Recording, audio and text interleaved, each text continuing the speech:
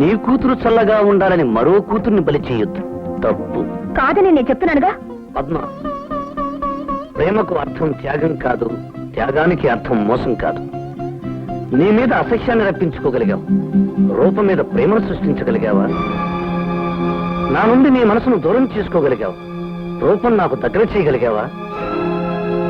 పద్మ, తినడానికి ఇష్టం లేని దాన్ని బలవంతంగా నోట్లో కూరితే ఏమవుతుందో తెలుసా? రేపు నాకిష్టం లేని రూపనిచ్చి బలవంతంగా పెళ్లి చేస్తే అదే జరుగుతుంది.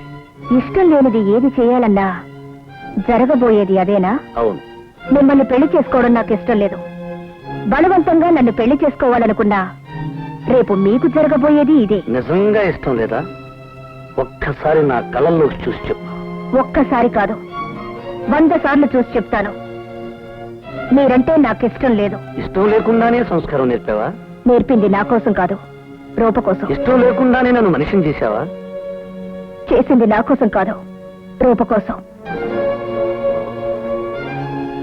నా కోసం నువ్వేమీ చేయలేదు. నీ మనసులో నాకు అసలు చోటే లేదు. లేదు లేదు లేదు. సరే, నీతో ఒక మాట మాట్లాడాలి. నాతో ఒక్క నిమిషం లోపలికి వస్తావా?